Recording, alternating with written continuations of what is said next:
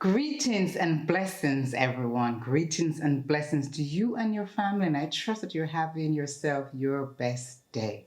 This topic that I'm about to explore with you is a little bit different from the typical things that I talk about on my typical contents that I put out on my channel, but it's something I've been thinking about recently, and I thought, let's just get it out there and see what happens. So here we are.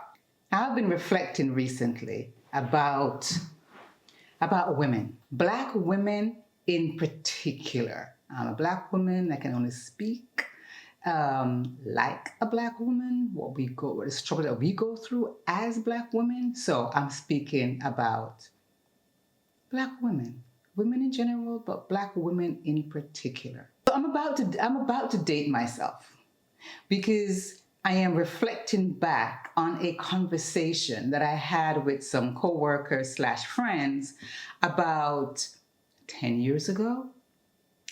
And at the time when we were having this discussion, we were in our 40s and our 50s. And we were talking about the fact that in our opinion, we did everything that we were told we were supposed to do. Go out there and get the education, get the fancy job, get the promotions and the high level jobs and the house and the dog and the cat. And all of that is wonderful. We can go on the fancy vacations and go to the fancy restaurant. All of that was great. But you know what we all had in common? We did not have a husband. We did not have a male partner. We were not in a committed relationship with the opposite sex. And so we start reflecting on, why did we go down this road? And it led us to the fact that all these movements, women lib movement, feminist movement, sort of like, in our opinion at the time, steered us in that direction. Go out there, women, go do it for yourself. So here we are.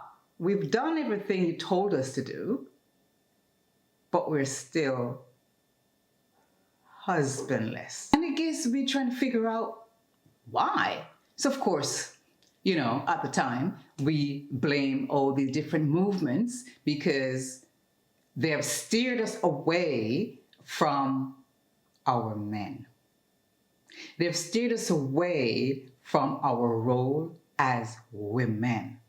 These movements back in the 1960s and 1970s basically told us women to go out there, actively seek education, seek careers, seek professional fulfillment outside of the home.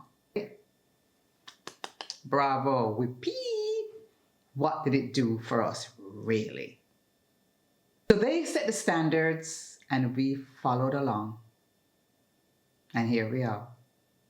We don't have husbands. No, obviously not all women. I'm just talking about the ones who tick all the boxes and now do not have a husband. So the conversation got a bit rowdy, and we talk about, what we would have done differently, what would have changed, how we would be willing to stay home and do all the things that we were supposed to do as women at home and take care of our man and service our man and support our man, etc., etc. And then in the end, we gave a middle finger to the feminist movement. Oopsie. Now that I'm thinking about it, I would be happy, and I've said it several times, to stay at home, be a stay-at-home mom, take care of the husband, take care of the home, take care of the children, do what I need to do to support my man in the overall plan for our family, rather than competing with him with the fancier job, the income, all of that good stuff, education, knowledge. I would rather stay at home and do my job. Of course, I'm saying that now because, of where I am, what I've found myself into. But had I known better, I would probably have done that instead of what I did. So now that I'm on this journey, this path, this spiritual growth that I'm going through, and different circumstances that has happened, I began to question myself as to the reason why some of us Black women are lacking a male partner, are lacking a husband, are lacking a committed relationship. The reason for the breakdown in the family values, the single parenting, etc. So why is that? And I came to the conclusion that it's because we forgot the laws of God. The laws on the role of a woman, what a woman is supposed to do, what a woman brings to the table. You see, the laws of God ensures a good, strong family structure. It ensures a good, strong family unit.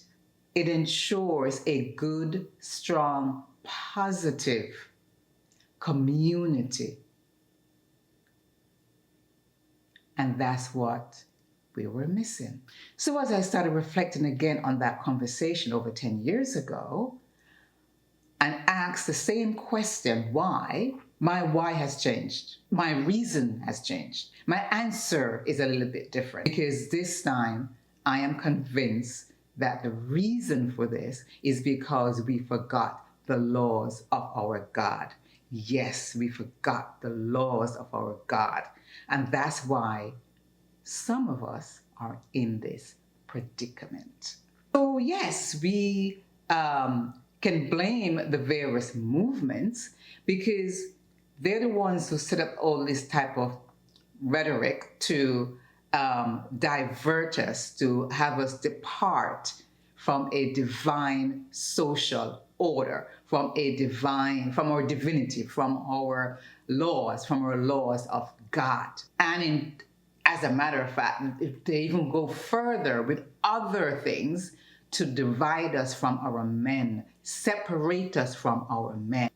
And this division, this separation from God, this departing from the divine social order impacts you as an individual, me as an individual, the family, the community, the nation. That's what the impact of those types of movements, in my opinion, did. We have a home filled with stuff, but we don't have a godly home with a godly woman at home participating in her godly roles as a woman to ensure that family is good, children is good, family unity is good, community is good, nation is good. So yes, it's a departure from the laws of God. It's a departure from the instructions that we were given, the role for a man, the role for a woman. And again, the reason why I believe all this occurred is because, one, they wanted us to be separated from our God, from our godly laws. Two, they wanted to separate us from our men, from our Black men. Create, division between us on all different matters. It's not even just the woman now going out and working and doing getting the high income job. It's not even just that now. Then they've included the mass imprisonment back in the 1970s, which just so coincide with some of these women lib movements. So we've been basically attacked from both sides to separate us from God, separate us from our men.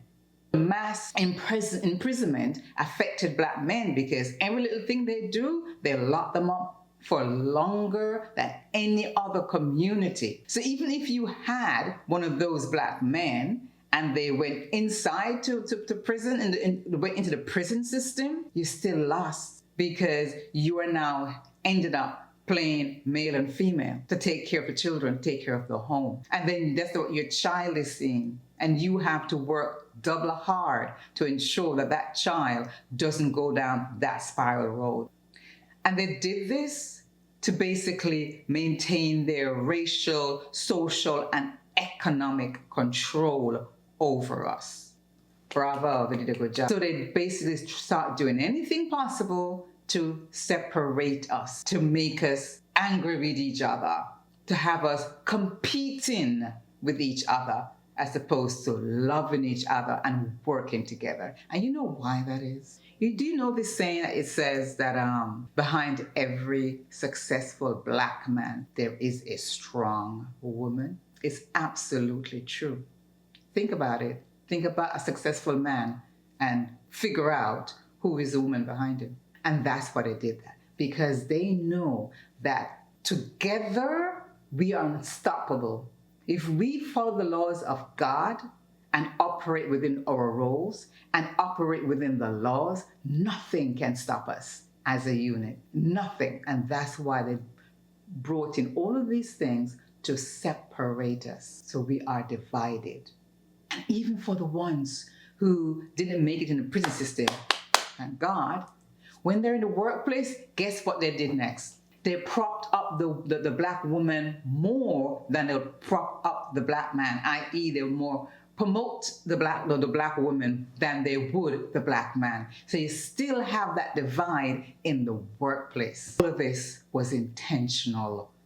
I know that that's not what God intended for us. That's not what he intended for us when he created the first man and the first woman, which we're going to go into in a minute. We have gone off script. We have lost our laws. We have lost our rules. We have lost our godly instructions. We have lost our righteousness. And we have gone off script. Don't get me wrong. The entire world has gone off script, right? But at this moment, I'm focusing on us. We have gone off script and we need to get back on.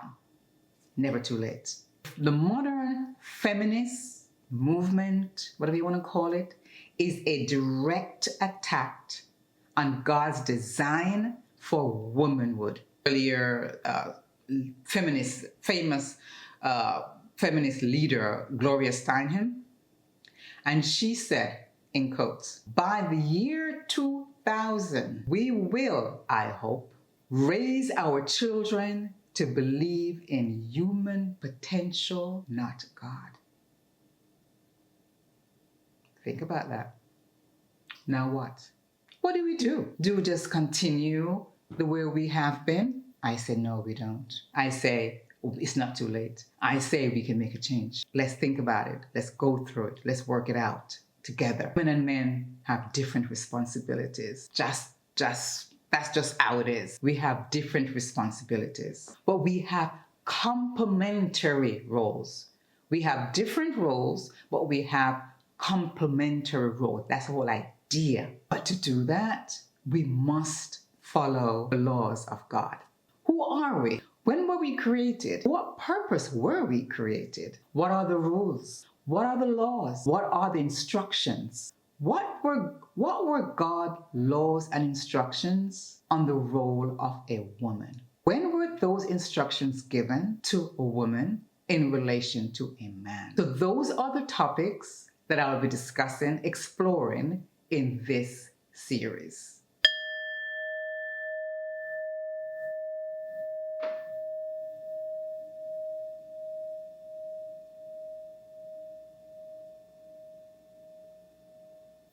Thank you, ladies and gentlemen, for listening to me.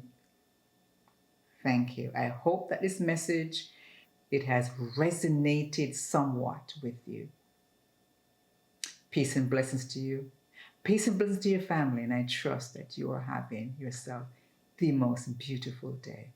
All praises and thanks to the Father, the Creator, the one who created Adam and Eve, the one who created you, the one who created me. All praise and thanks to the Lord God, both Melchizedek. Peace and blessings. Peace.